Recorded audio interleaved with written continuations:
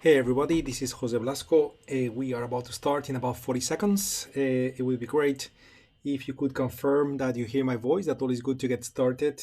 And the best way to do that is a quick message on the chat box saying hello to everyone. So that way I know you heard me and we are ready to get started. So please go ahead, type a quick hello on the chat box if that's okay.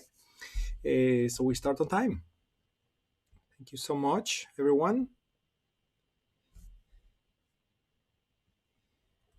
In the meantime, I will position myself in the bottom right corner, as I always do, and I will say hi from the bottom corner here. How are you, my friends? 10 seconds to go.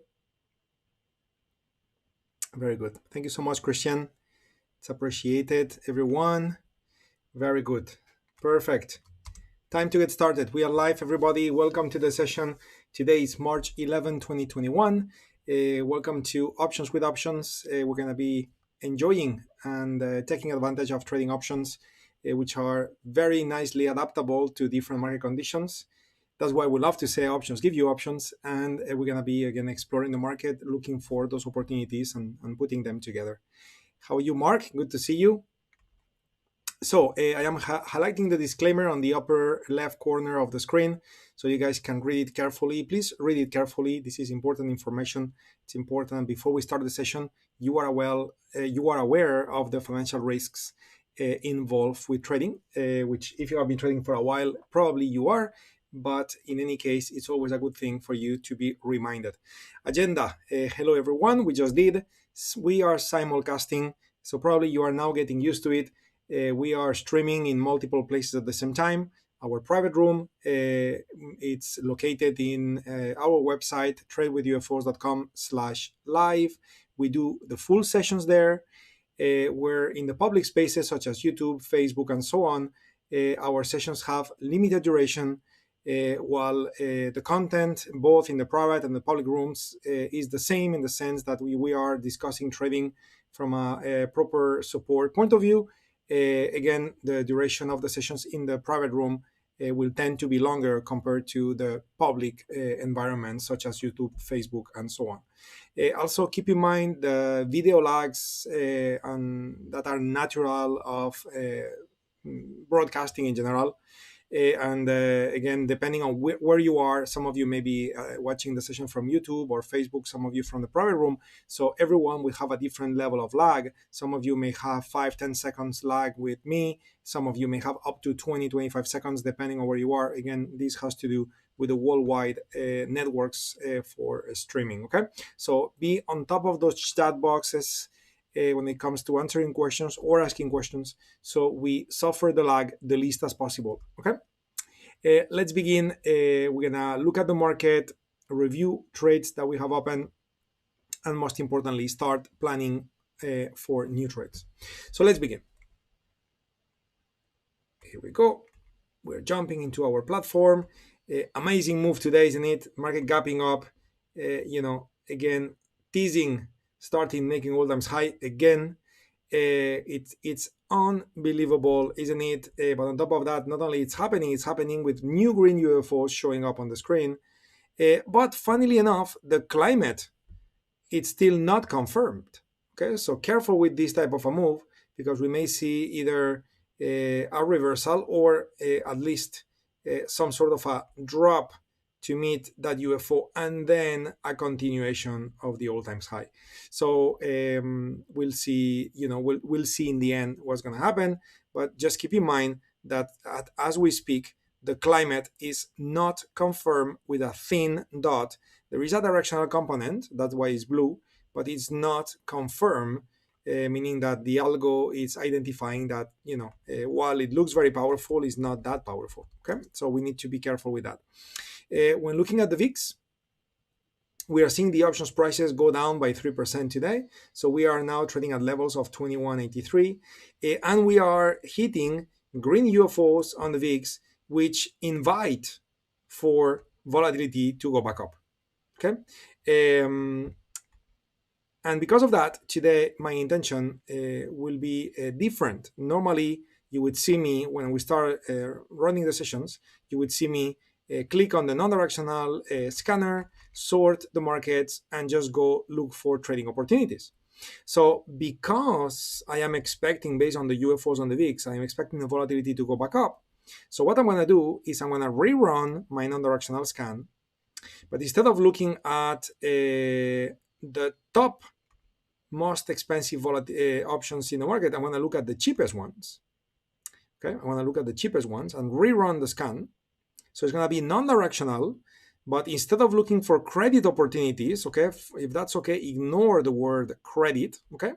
Instead of looking for credit opportunities, I am going to be discussing with you today a new option strategy that we have not used in the room together, which is going to be to either do horizontal spreads, also known as time spreads, or maybe we're going to be exploring doing double horizontal spreads, and depending on the market setups that we find. Okay, so while we are loading the scanner, let me tell you that a horizontal spread or time spread, which is the same thing, or a double time spread or a double horizontal spread, which is the same thing. Those are option strategies that make a profit when the market remain range bound, but also especially if volatility goes back up. Okay, especially if volatility goes up. If volatility does not go up, you can still profit from those trades, but normally it's going to take a long time and it's never going to be that spectacular. Okay, normally when those trades are going to work very well is that if we do experience a peak of volatility going from a lower price point to a higher price point, which is what should happen today with those two UFOs. And so on. So again, to stack more odds in my favor, in case the VIX was to continue falling, I want to identify stocks with very low volatility, stocks with options very underpriced, and that's why I'm running the scanner the way I did, with that little tweak. Instead of looking at the top 50, I'm looking at the bottom 50. Okay, so we'll have the scan complete is load in a minute. And while that's happening, I'm going to take advantage to go ahead and look at Facebook, which is the trade that we have running since a while, including the fact that yesterday we planned on an additional Iron Condor on Facebook, and we're going to discuss what's happening on this trade at this moment in time. Okay, Joanne, it's good to see you. Ahmed, a pleasure to have you in the session with us as well. Very nice, everyone. So let's take a look at Facebook. Okay, so with Facebook, what we have is this non-directional trade that we planned yesterday. Price was trading down here, okay, and today Facebook is up 3.5%. What a move, not a joke. Beautiful to see. Okay, now what do you think is happening to our Iron Condor? Well, we got two Iron Condors actually. So if I show you the one that we put together in February 4, which I have it in the TradeStation account. So let me load OptionStation Pro, and you will see the result. Well, again, since we have been in this trade for such a long time, we have accumulated so much time decay that notice how this trade is showing a P&L of $36 positive. The credit collected, okay, was more. It was about 75. Okay, that was the minimum that we would shoot for, because it was a $5 spread Iron Condor. So minimum credit collected was 75. So right now this trade is making 35.5. So it's we're still there. Okay, on our way to March 19. So again, the fact that the move is happening strongly to the upside is taking us a little bit away from the midpoint of the range, which is more or less here, and therefore we see the P&L a bit lower than yesterday. Yesterday we saw, I think it was $45 or something like that. But again, this is part of what happens with the non-directional trades during the life of the non-directional trade, where the market is going up and down, and you will see the P&L to fluctuate up and down as we are traveling towards the expiration date. So again, this trade is working according to plan, so nothing additional to comment. Now, the one we entered yesterday, that one would probably show a bit more pain. Why? You can see that we can see minus $1.5. Okay. Yesterday, if you recall, we had a little bit of profit there. So now we can see -2. Okay. And why is that? Well, that's because, again, the stock moved 3.5% away from the entry point from yesterday. Obviously, that is gonna hurt an non-directional trade. But at the same time, time is passing, only 1 day though. But at the same time, volatility is dropping, okay, and that is helping, helping the P&L of the trade to not to look too bad. We actually only show -$2 of P&L, so it's not that bad, isn't it? So all is working according to plan on those, when it comes to those two different iron condors. Nothing really to comment. It's all good so far, and therefore those trades are to be left alone. Okay, good. So now I got my list loaded. Okay, the scanner completed the process.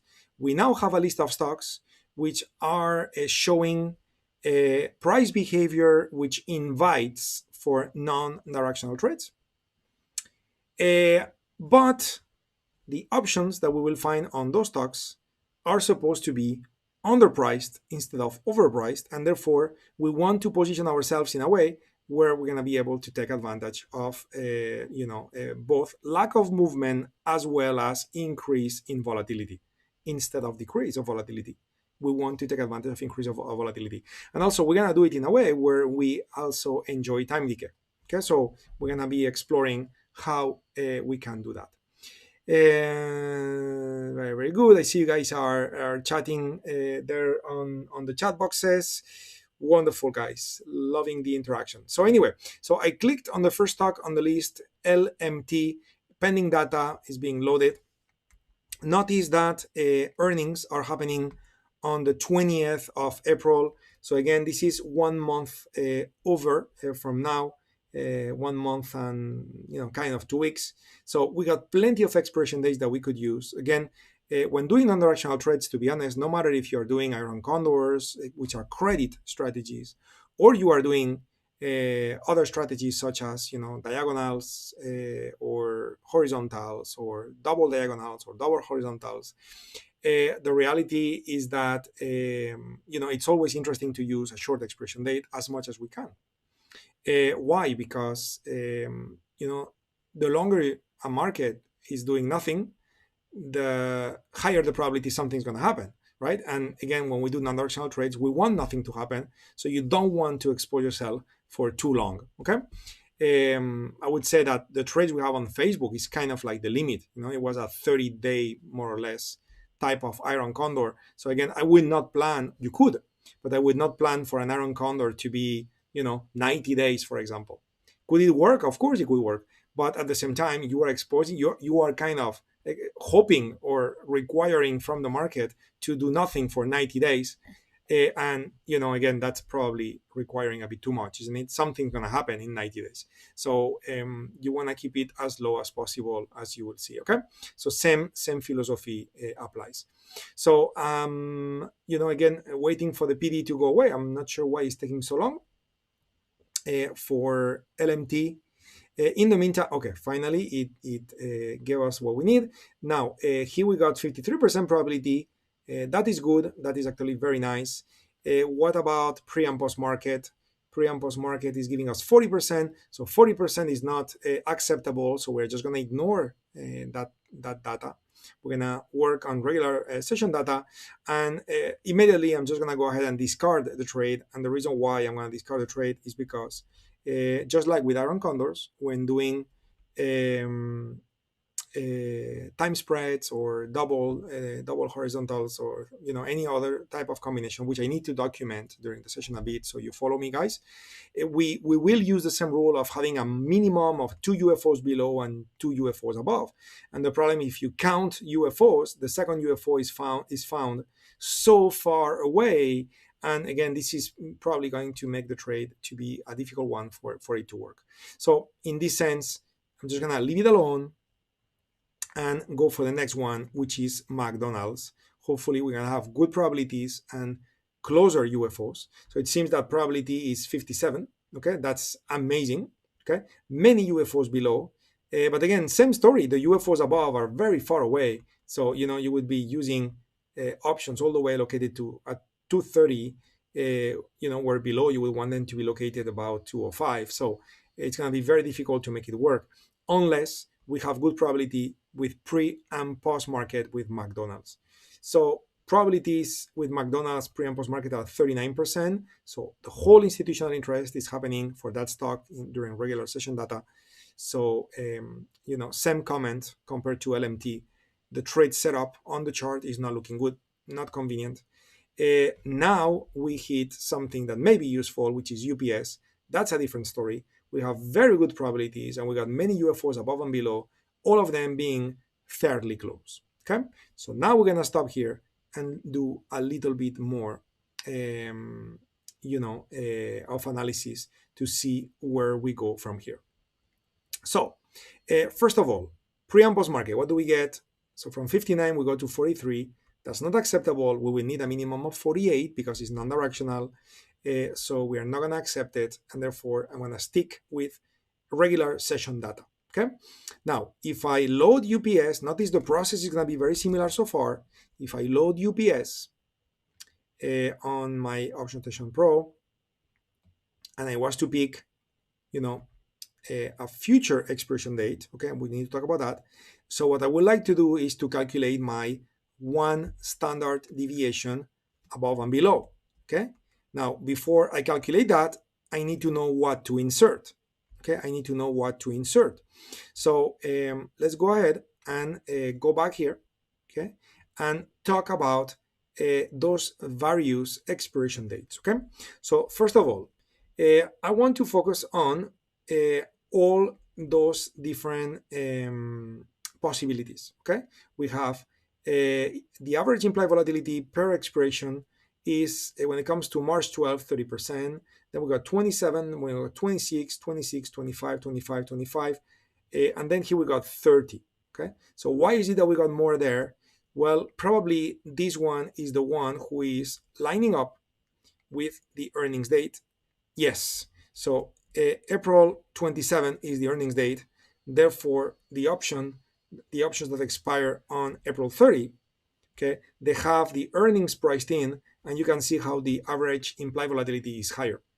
So careful with that one, because what we're gonna do here is a time spread. I haven't explained it, and this is the time for me to do a time spread. What I'm gonna do is I'm gonna have to either buy a call and sell a call using the same strike, or buy a put and sell a put using the same strike. But of course, the call I buy or the put I buy is going to use a longer expiration date.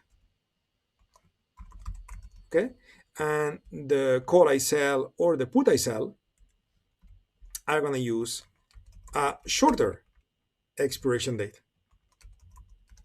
Okay, so this is going to be my time spread, right? And by the way, I could do both, and then what I got is a double diagonal. Sorry, a double calendar. By the way, calendar is another name. There are actually three names for us guys to call this strategy. We can call them time spreads. Okay, we can call them horizontal spreads or horizontals. Okay, we can also call them calendar spreads or calendars. Okay, so those three names are equivalent. So you may hear me keep using different names. I don't mean to confuse you. It's just how it's called, and for whatever reason, I don't know why, but sometimes I switch from time spread to horizontal spread to calendar spread, like I've done already, a few times today. So hopefully I don't drive you crazy. Hopefully you get used to it. If I do drive you crazy, just make sure you tell me on the chat box, Jose, you're driving me crazy. And I will, kind of rewind and re-explain it so everybody is following, especially today, since it's the first time in the session that I'm using such strategy, okay? Again, long story short, we're going to be using two different expiration dates. And of course, one is the one you're going to buy, which is the longer expiration date. One is the one you're going to sell, which is a shorter expiration date. So think about this for a minute, okay? Think about this for a minute. Let's say I decided to buy April 31, okay? And let's say I decided to buy a call using April 30, sorry. And let's say I decided to sell the call I need to sell. Sorry for that. Here we go. So the call I need to sell, let's say, oh, I know what's happening. Sorry, guys. Let me rectify this.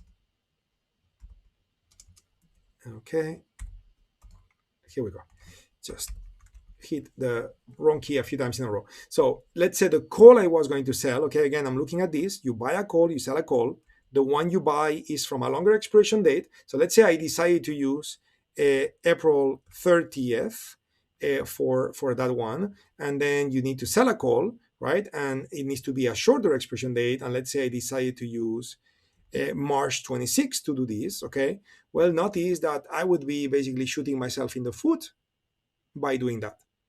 Okay, this would be basically shooting myself in the foot.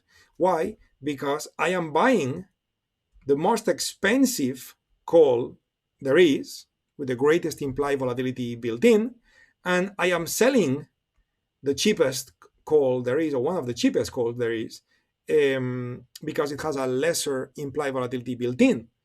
I don't want to do that. I want to do the opposite. Is that making sense? I want to do the opposite. So this is something important for you to know. Okay, we want to do the opposite. So when it comes to the selection, okay, when it comes to the selection of the dates, okay, we're gonna buy a call and we're gonna sell a call, and then we'll explore as well what happens if we buy a put and we sell a put. In the theory world, buying the call, selling the call, or buying the put, selling the put is gonna be equivalent. In the real world, it's not exactly like that. So we're going to have to compare to see what's best. But again, thinking of calls first, the idea would be to buy the cheapest one, which seems to be located here with April 21st, with the lowest implied volatility, and sell the most expensive one, which would be 27, okay, 27%.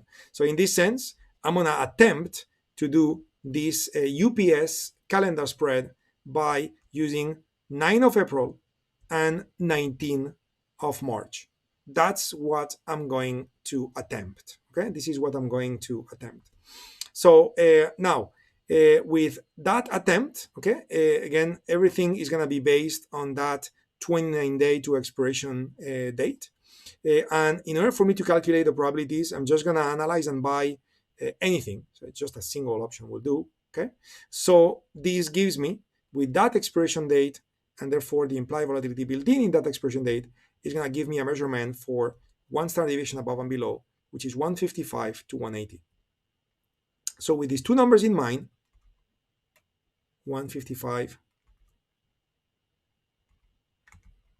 okay, and 180, okay, more or less there, okay. This is the range that we would expect to see, where we would expect the price to be from now until that date later in April. We said April 9 to be precise. Okay, so it's a pretty wide range, to be honest. Okay, it's a pretty wide range. I was hoping we will not surpass those UFOs, and we are indeed surpassing those UFOs. So what am I going to do here? I'm going to go back to the option chain and see what volatility do I have if I was to get the other one, okay, the one that is a bit nearer, April 1st. Well, if I use April 1st, okay, volatility is more than 25, it's actually 26, okay? So it's going to be a little bit of a worse trade from a point of view of buying cheap, okay? I'm going to buy it just a bit more expensive, but I'm still okay to explore the trade because 26 is still under 27, okay? And therefore, I am buying a bit more expensive and I'm buying a bit cheaper, 26, and I'm selling a bit more expensive, 27. Okay, so in that sense, I am happy to explore if April 1st will give me a bit more convenient parameters, should make the range to be narrower, and it's bringing it down only by a couple of dollars. So 157, 178. So yeah, it's not going to be too good. 178 and something like that. So, again, from a UFO point of view, again, we want a minimum of 2 UFOs below. So, yeah, I could certainly go ahead and use that one. That's fine. But, when it comes to the upper part, again, 177 is still surpassing those upper UFOs. So, not good. So, I'm going to do the same exercise, go back to the option chain, and look at what happens if I do 26th of March, okay? And 26th of March has a premium which is 25.85, which is also lower than 27. So I could certainly do it. Okay, I could certainly do it and go with it this way. Okay, so let's try March 26 and see what's going to happen if we do this. So now we are looking at 158 and 176. So where is 176 going to be? So 176, yeah, no, not going to work. 176 happens to be beyond the UFO. So, hey, almost, but we're not going to be able to make it work, with this particular, stock. And using the 55-minute time frame, we don't have the UFOs that we need, okay?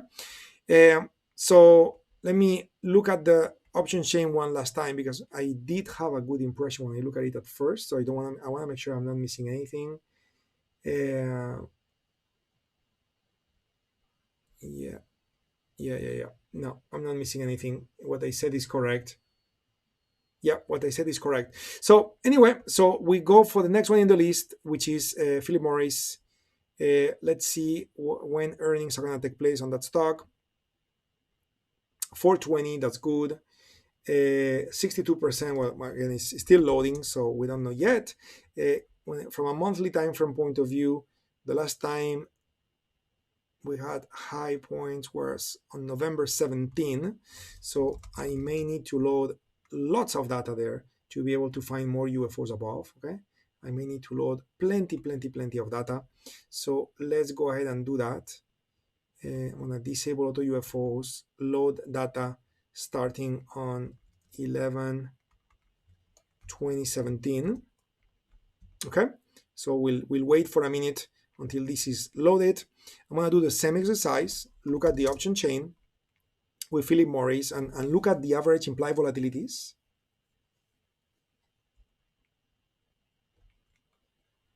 Thank you so much, Joanne, for that comment. So again, with Philip Morris, we said earnings are going to happen on the 20th of April.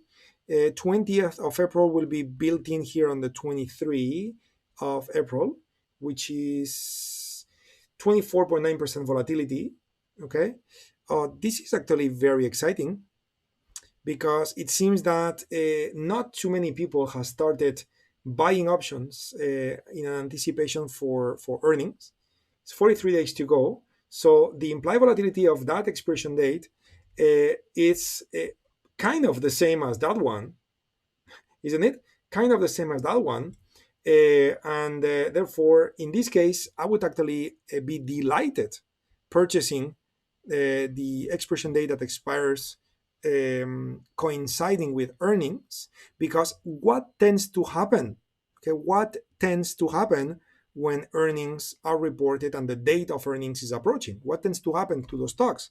Well, if I was to look at the daily time frame of Philip Morris and I was to enable implied volatility, okay, and I was to enable EPS postings, so we see the past earnings. So notice what happens. I need to get less space on the right. So notice what happens right before earnings, which are the red dots. Okay, so what happens to volatility? It goes back up. Okay, so before earnings, right? Well, in this case, it's very mild, but there is a little bit of a rise. What happens before earnings? Okay, volatility went up. What happens before earnings? Well, the normal thing is that we are coming from a higher implied volatility. So in other words, it's kind of flat, but then it's gonna rise, okay, or it's gonna be rising throughout the period, or again kind of flat and then rise. This is kind of like the normal pattern that you would see when it comes to volatility prior to earnings. Okay, so buying that expiration date is normally too pricey, like in the case with UPS. But in this case, it seems that not too many people have started buying. Well, funnily enough, as we speak, now it's 25, again, very close to 24.88. So again, I'm still keen to look into it. And if we were to buy those options, okay, and let's say even the trade was not working too well in our favor, as implied volatility increases, it's going to help offset plenty of the problems that this option would suffer if the stock was to move against us. Okay, so again, I am keen Now volatility dropped again to 2470. So I am definitely keen, and it looks like a little bit, a tiny bit, let's call it, it's not the proper term, but between us, I guess it's okay if I call it, some sort of a virtual arbitrage opportunity by buying this option a bit ahead of time, and expecting the earnings players to start buying that option after us, and therefore we will potentially benefit from the increase in implied volatility. Okay, so what we're gonna do, okay, is again I'm gonna use this option. I'm just gonna right click on any strike and add anything like a single option. So this allows me to go ahead and do my one standard calculation above and below and get to understand my range. It's 95 to 80, more or less. So 95 to 80, 80 is here. 95 is more or less there. Okay, so this will be the statistical range where price should be within. And by the way, this is a daily time frame, so that's why we see so very few candles. So let me go ahead and go back to the 55-minute time frame. Hopefully the data now is fully loaded. So we were looking at data starting in November 2017. And yes, indeed, it seems to be fully loaded. So if I was to activate AutoUFOs, okay, so it now seems that we do have UFOs above and below. So this is our reference. The first UFO above is here, and we indeed have more than 2 UFOs above. And if I was to look at the one below, so this is our reference. I'll make it dotted line. And if I was to calculate the vertical distance from the current price to that UFO, okay, and I was to project it below to find something kind of equivalent. So it looks like using this bottom part would basically put me somehow in the middle of the range, more or less. Okay, so it's a pretty wide range from 101 to 73. It's actually quite wide. Okay, quite wide. What was the implied volatility again here? 20 something, right? Yeah. So yeah, I wasn't expecting it to be so wide, but again, that's what it is. So now, knowing that this is the range, what are we gonna do? So we're gonna try 3 things to see if the trade works. Okay. And by the way, know as well from an experience point of view that making work a calendar spread, it's a bit more difficult than making work an iron condor. Okay, and again, you have seen me many times planning an iron condor and discarding it. Okay, and I always say the job of a good trader is to discard more trades than the trades you accept. That's how you add quality to your trading. And I just said that calendar spreads are more complicated to make them work. So again, it's possible, I would say it's likely that we try a calendar spread and by itself it may not work well. So if it doesn't, then my second attempt would be to take the calendar spread and make it a double calendar to see if that one does work. Okay, so you're gonna see me working on that. So first of all, in the first attempt, we need to calculate where is the midpoint of the range, which is from 101.64 to 73.14. Let me do that. Yeah. So 101.64 plus 73.14. So this divided by 2, the midpoint is actually 87. Okay, so 87. Probably we have the strike 87.5, I would guess. So 87.5 would be the midpoint that we select. Let me see. We got 87.5. Yes, we have it. Okay, we have it here on the April 23rd expiration date. We have it, and then and this is the one we're gonna buy with 25 implied volatility. So now the one we want to sell needs to have more. Okay, we want to buy cheap and sell expensive. And when you look below, the one that has more is this one, which is 26 of March. Okay, so now in this one we don't have the 87.5, funnily enough. Okay, so what was the math again? 39. Okay, so we're gonna go with the 87 because we do have the 87 here, and we also, sorry for that, We do have the 87 here in using April 23, and we also have the 87 when using March 26. Okay, so let's right click to analyze and buy, okay, a calendar. Okay, and now I'm going to be able to specify that when using 23 of April, actually I got this inverted, we're going to be buying, wait a minute, I got this backwards, 23 of April, and we're going to be selling, correct, the 26th of March. Okay, let me make sure I said that right. So 26th of March we're selling, 23 of April we're buying. So 23 of April we are buying the 87 call, 26th of March we are selling the 87 call. So now, what would happen if that is the case?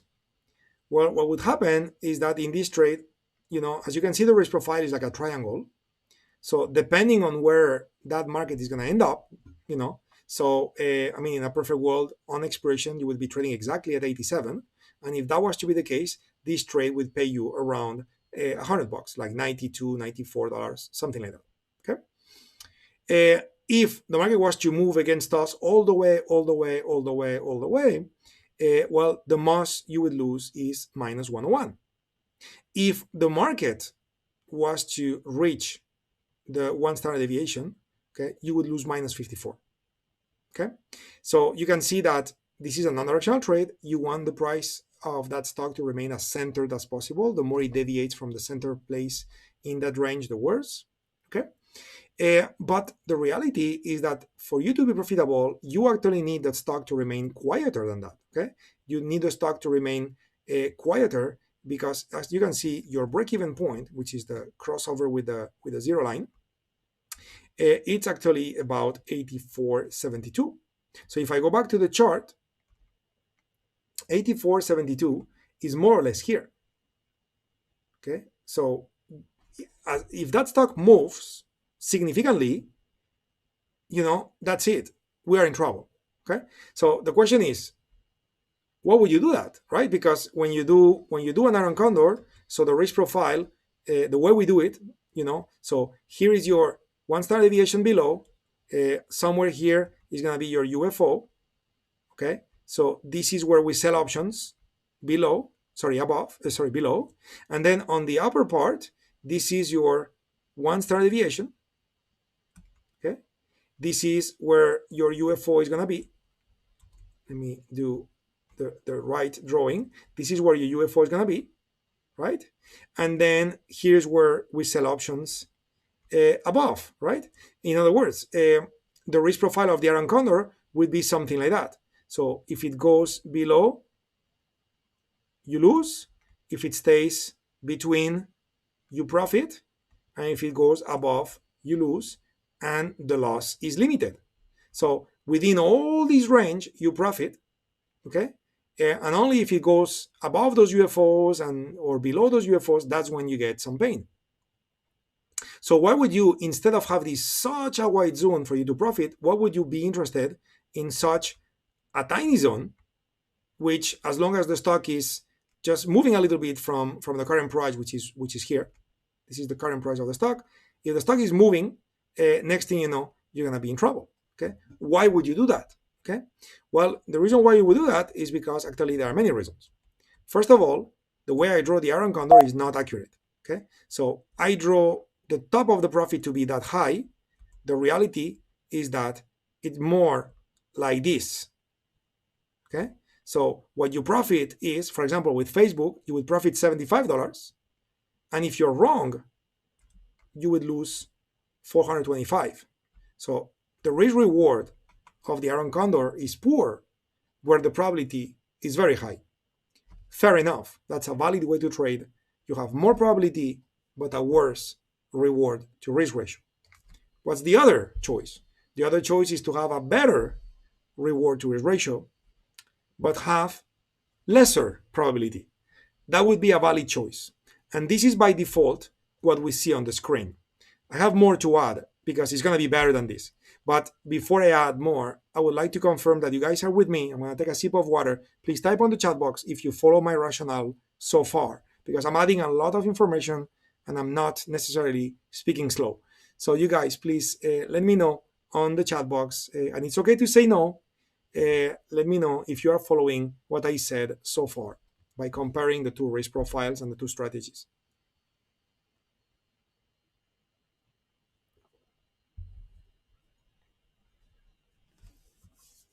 Okay, Ahmed, you're with me. Very good. Very good. Okay. Okay. Joe, very good. Wonderful. Perfect. Okay. So now, first concept was just explained. Okay. Now, why is this going to be better? Which is what I started saying. Well, this is going to get better because notice what's going to happen. Okay. So let's say the stock is ranging, and then falls, right? Well, if the stock falls and is now trading at 83.3, your P&L, it's going to show negative. Okay. But what's going to happen to the 26 March 87 call? What's going to happen to this call? It will expire. It will expire. And now you are left with a naked long call. So what can you do? Well, immediately you can turn around and you can now go ahead and sell the 1st of April 87 call, right? And sell a new call against the call you have that expires on April 30 on April 23. What would happen if you were to do that? Okay, I mean this the 87 call, it's with let me use the right expression date, with 15 days to go, which is 26th of March. That call is paying us 141 if we were to get the midpoint. Okay, but again, you won't be able to get that when that expires and you sell the next week. When you sell the next week, you will get 1 week of premium additional. So how much is 1 week of premium? Well, in this case, I got 8 days. Okay, it's about $1. 7 days, let's say 7 days is going to be 75 cents. Let's say that's the case. So once you close the 25 call as it expires, and you sell a new call using April 1st expiration, you may collect, I am estimating, 75 cents. So what's going to happen to the price of this trade? Well, this trade is a debit of $104. But if I was to now collect additional $75 of premium by selling the call on April 1st expiration, then this trade really is going to cost me 29 cents. So if I was to type 29 cents just for you to have an estimation, well, what did just happen to the risk profile? Well, now the risk profile is pointing at a maximum peak of profitability of 174. And now what's happening to the break-even points? What's happening to the break-even points? The break-even points now are 81 and 93 something, instead of 83 or 84 that it was before, that it was within the gray area, which is one standard deviation. Now it's way beyond, right? So again, you are exposing yourself to be in this possible range. Okay, you're exposing yourself to be in that possible range. If the stock was to move too far against you, that's not good. But what's in your favor? In your favor is that call will expire. Okay, that call will expire. And by the way, some of you may be thinking, what if it moves against me? But it moves against me very much to the upside. Okay, well, that's a different story, which I will address in a minute. Okay, but again, I'm using the simple example first. So if the stock was to move against me very much to the downside, that call would expire, and that would open the door for me to sell a new call. Okay.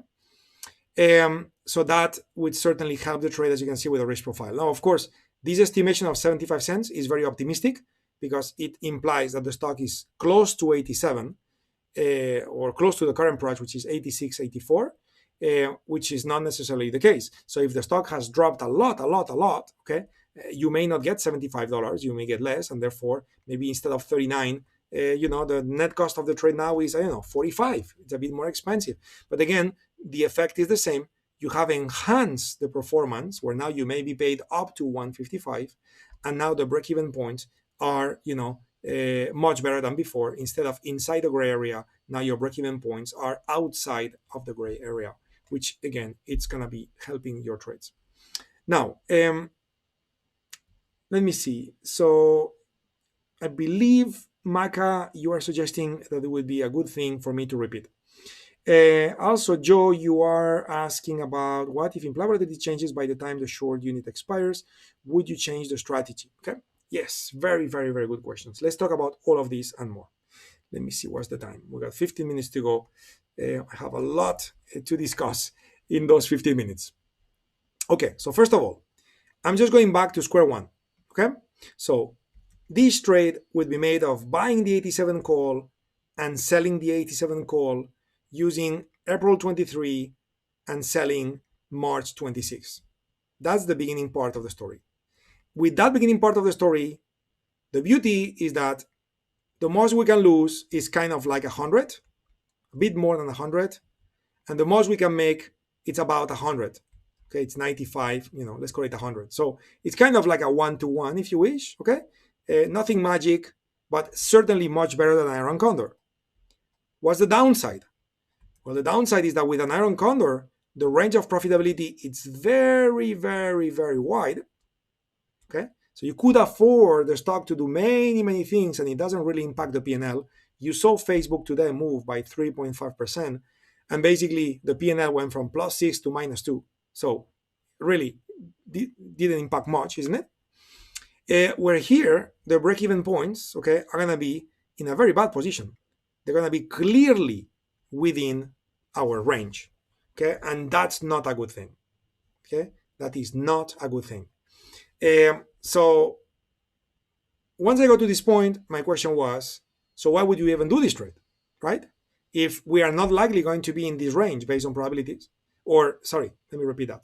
If based on probabilities, we may be outside that range, and that implies to be with a negative P&L, then why would you do this trade? Okay, and the answer was that between April 23 and March 26, we have April 1st, April 9, and April 16. So once my March 26 option expires, I could sell a new 87 call using April 1st. Okay.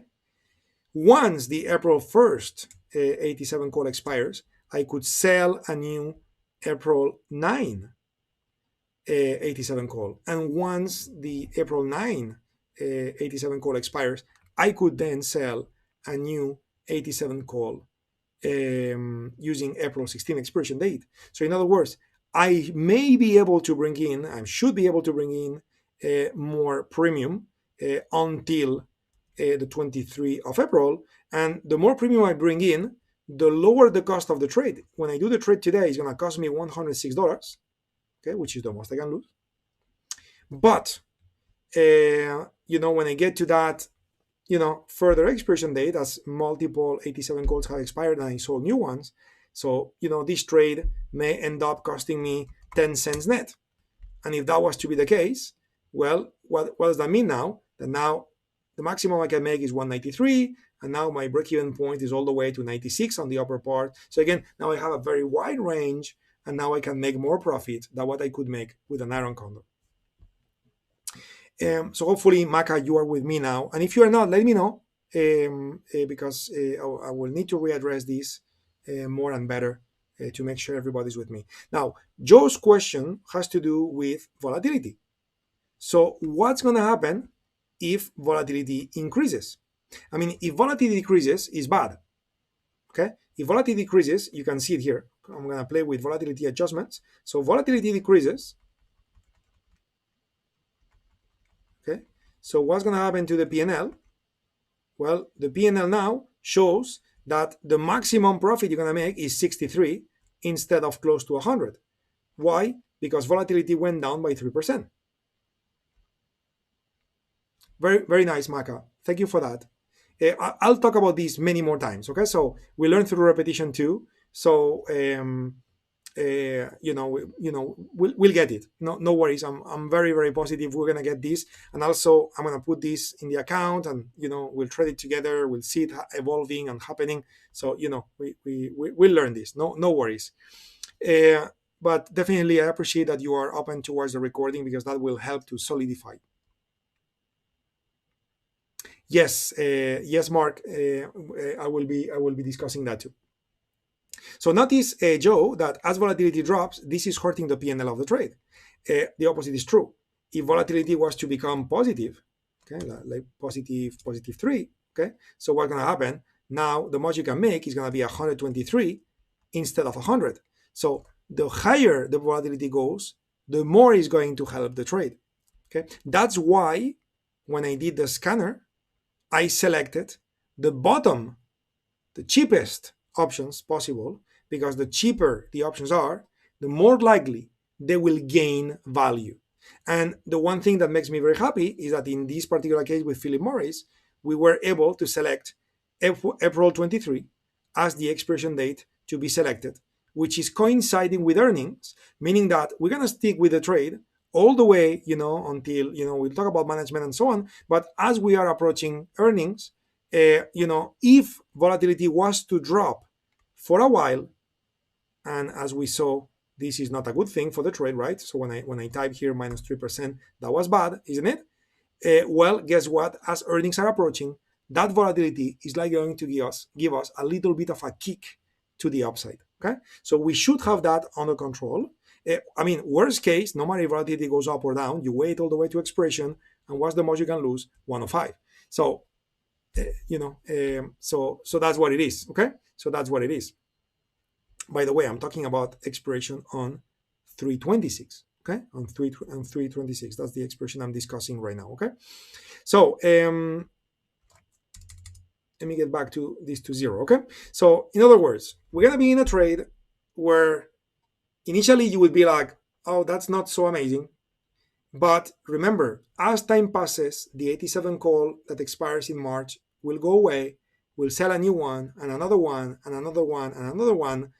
And in the meantime, volatility is likely going to give us a kick, and then it will be the time to close this trade. We'll talk about trade management because it will be a bit too much for today. So we'll talk about trade management and exits and things like that in future sessions, okay? But I'm going to call this trade valid, okay? And before we execute the trade, though, I want to compare if instead of doing this trade with the 87 call, what if I was to do it with the 87 put? Okay, so again, with the call, we had a maximum loss of 119. Okay, so it seems that I would guess that the market has been. Let me take a look at the VIX.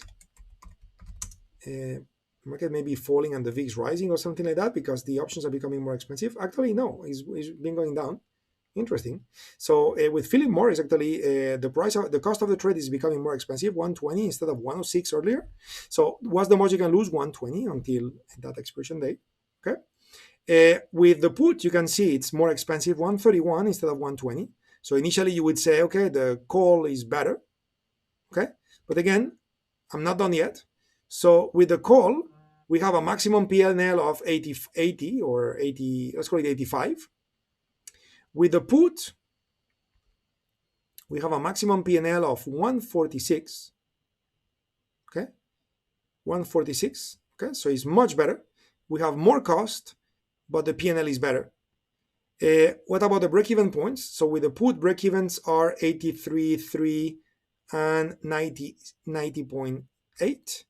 With the call, we're talking about 84 instead of 83 and 90.0 instead of 90.8. So definitely sorry, guys, I'm making a mistake here. I forgot to uncheck the put. Let me do this again, just in case I did it wrong. So with the call, we're talking about 85 to 89. With the put, we are talking about 83 point something to 90 point something with a maximum P&L of 147. By far, using the put is better. So we're going to do it with puts, not with calls. Okay. Again, in the theory, a call calendar or a put calendar is the same thing. But of course, the puts often have priced in dividends. So probably there is some dividend payment built in, something like that. And that's why we're having this additional benefit. So instead of overthinking, it's just better to compare. So which one is best? And in this case, we saw the put is better. So I'm going to do this trade with a put. Let me place it. So we are looking at a trade on Philip Morris. We're going to be using April 23, 87 on the put side, right click to buy a calendar. So we are doing April and 26th of March. So 23 of April, 26th of March, 87 put. I was about to make a mistake. I need to be buying the April, selling the March, and that's going to be 148 debit, not credit. Okay. And I'm just going to go with it, confirm and send. Okay. And this is now they're waiting to get filled. So hopefully we'll hear the little sound that confirms we got filled. Okay. So I got the trade about to get filled here on Thinkorswim. And again, we will talk more about this in the future sessions because there is a lot to discuss. Again, it's the first time we're talking about calendars in the session. Remember what I said earlier, we may even talk about double calendars. So yeah, many things to discuss to learn this. By the way, before we conclude the session, I want to make a comment because some of you may be thinking, okay, so Jose, if you're anticipating that during the life of the calendar, the P&L of the trade, the risk profile is going to improve because of volatility rising, because of the fact that we may get an increase of implied volatility, and we're going to be selling options as the front week or front month options are expiring. So why do you even care about the range from 101 to 73? Why do you even care? The reason why I care is because I need to calculate the midpoint, right? And how do I calculate the midpoint? I don't want to calculate the midpoint based on the dotted values. I need to calculate the midpoint using the reference points, which are from UFO to UFO, okay? If I had calculated the midpoint using 95 and 79.89, and I was to calculate the midpoint, well, funnily enough, I got more or less the same. But there will be times where it's not the case at all, because as you can see, sometimes the UFOs are very near and close to each other. Sometimes the UFOs have great distance between each other, and therefore you may have a little bit of a lack of balance, if you wish, in when it comes to how the range is positioned, and therefore the midpoint of the range is a bit higher, could have been 90. Okay, and you would be doing a calendar using the 90 strike. In this case, it happened to be 87, but it's not always going to be the case. Okay, so remember, the beginning part of the plan was to identify those extreme UFOs. I use the same technique I always use, which is calculate a 1 standard deviation with the longer expiration options. I got my reference, found the midpoint, started my calendar from the midpoint, and now I'm going to have to maintain it all the way to April 23 by doing those different tweaks as the front month expires. Okay. Today I didn't talk about what happens if the calendar works against you, because remember we decided in the end to use the 87. Let me write it down. So in the end we decided to use the 87 put, isn't it? So if the stock, which is currently trading at this point, was to go higher above 87, so then the 87 put will expire worthless at some point, and then you can sell a new 87 put and play the game I was mentioning. You're in the trademark, very nice to hear. Very good. You got 137. That's nice. That's below the midpoint. So you got a very good feel. And again, you would be playing the game I discussed before with the calls, but it's going to be puts. So if the stock goes higher, the puts will expire. Sell a new put, sell a new put, sell a new put. and write the trade all the way to April 23. Now, what if the stock was to go against you? Okay, what if the stock was to go against you? Well, you'll do the same. The only difference is that the option, the 87 put, will gain intrinsic value. So you won't be able to wait until it expires worthless, because it will not expire worthless. Okay, you will need to close the 87 put for a pain, for a loss, and sell a new put. Is this a problem? No, because as the stock is going down against you, the 87 put that you bought will be showing positive P&L. So as you close the March expiration 87 put, it will give you a loss. But if you were to do the math and compare the loss versus the positive P&L the 87 put has, it's not going to be an issue. Okay. Again, basically this is going to be your net P&L. Okay. That line. We just got filled, on the Thinkorswim platform as well, where you heard the beep. And then what's the beauty? The beauty is that now you're going to sell a new 87 put using March 1st expiration. And because that put is in the money, then you're going to collect a very, very nice amount of premium. So if that stock keeps falling, again, you will have still a negative P&L, but it's going to be, as you saw earlier, it's going to be higher total P&L, and the line will be somewhere like this. Okay, so you're going to lose less. Okay, and you're going to do it again the next month and the next month. But what if the stock was to go back up? Well, if the stock then was to go back up, again, you are now approaching that peak, isn't it? Because you sold a put with more premium. Again, you need to account for the loss you will get on the first one. But again, all together, when you add it all together, you will be in a profitable territory. So again, multiple moving parts. As you can see, even though this is a trade that only uses 2 units at a time, a put you buy, a put you sell, there is more complexity, because now we're going to use 2 expiration dates, which are different, and therefore, from a maintenance point of view, we're going to have to do pretty fancy things. Okay, so excited to discuss all of this with you. In the meantime, as we conclude the session today, I'm just going to type in here PM Philip Morris. This is another trade for us to track into the following week. And if you guys are in the trade, so then, congratulations for the practice. If you're not in the trade, I would strongly recommend you to execute the trade in a paper money account, especially if you never traded calendars before. Definitely start with paper money. So you start getting to understand, what's going to happen to the trade, and you get to see it in the account, which will give you a better sense of understanding versus you only see it on my screen. You want to see it on your screen every day as the stock moves, so you will get to understand better the implications and the consequences of volatility rising, time passing, the stock moving, because you have it in your account. So make sure, if you never did it before, use a demo account and do it. And if you're comfortable with real capital, some of you I can see you already went for it.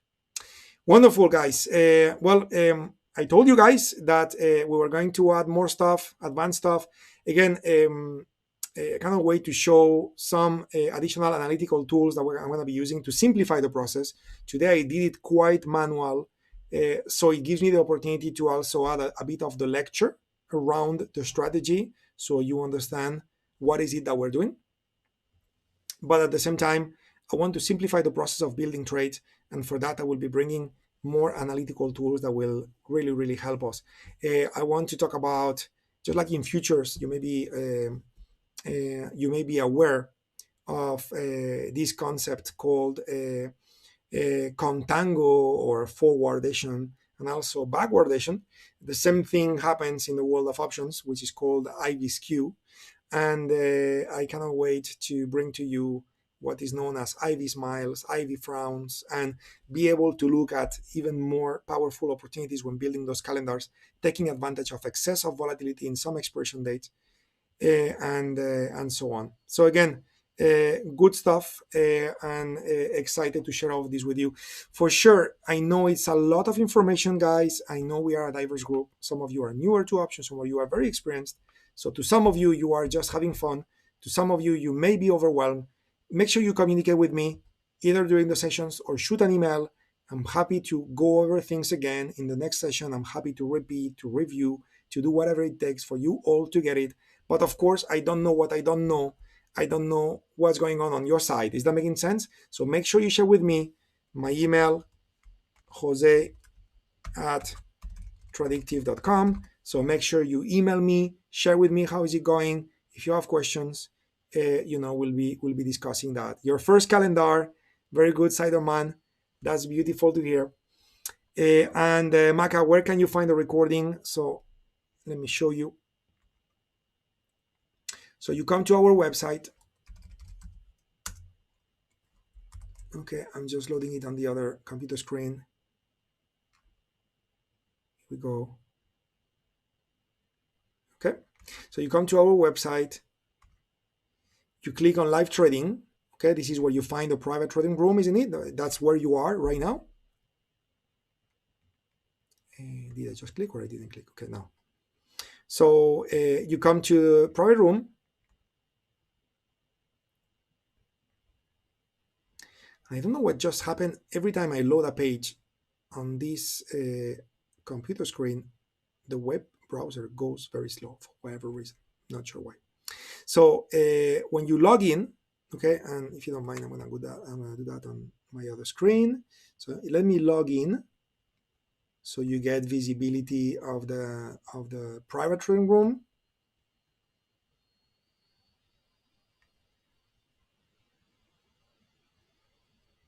Just give me 1 second, guys. So the way to access the recording is actually so simple that it's easy to miss it. Okay, you'll see how simple it is. So here's the private room. Okay, and basically the session is running live now. I'm just concerned. Let me mute the sound so we don't have the sound repeating. So you see the drop down menu here on the top. Okay, so all the recordings are here. So you just go ahead here and you just pick the recording, and you are gonna be able to be in. Okay, that's simple. That's where you have your recordings, Maca. So hopefully this clarifies. Very nice, everybody.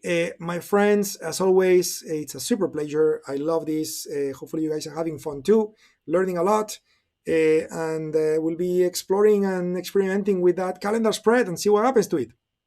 You guys take care. See you soon. See you next week on the option session. Next week I'm doing futures too, by the way. And by the way, don't miss Becky tomorrow with stocks, and don't miss Becky on Saturday with sharpening. Okay, sharpening, which is a great place as well for you to ask questions. Take care, everyone. See you soon. Bye bye.